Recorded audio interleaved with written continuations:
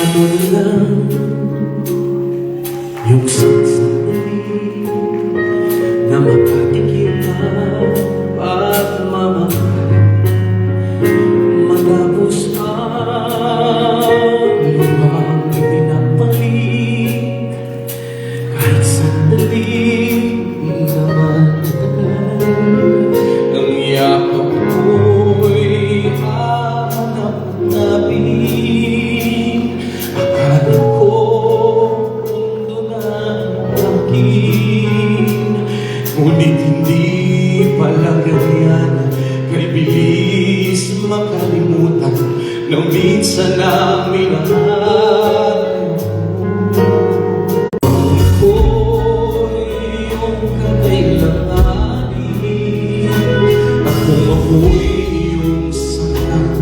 Ito may gagawing dahilan na minsan na minahal. Kaya ko ang hinga ko'y hanapin sa entablado, minsan ay sa akin. At kung ako ay makalimutan, kahit sa awit o mahirap, iyo sana matandaan bago tuluyan lumisan na minsan na minahal ay ako.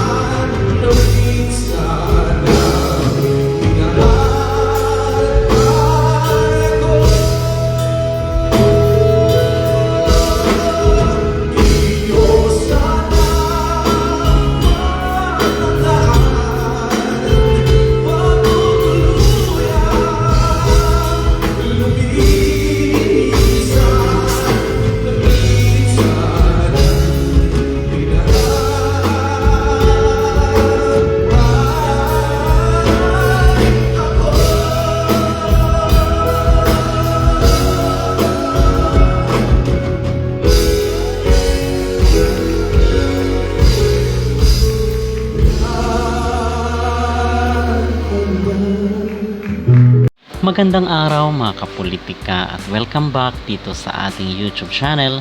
At yun po ang isa sa mga clip ng inawit ni Sofronio dito sa kanyang concert sa San Leandro sa Bal Theater.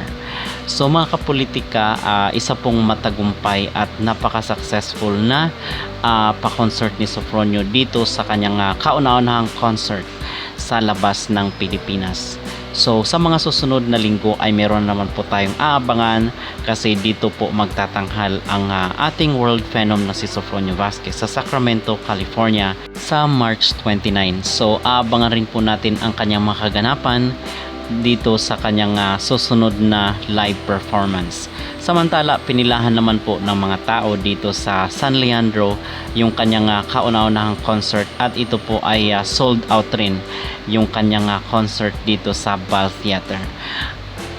Samantala, doon sa kanyang concert mga kapolitika ay meron pong moment doon na kung saan ay nakipag-jamming itong si Sofronio dito sa mga audience.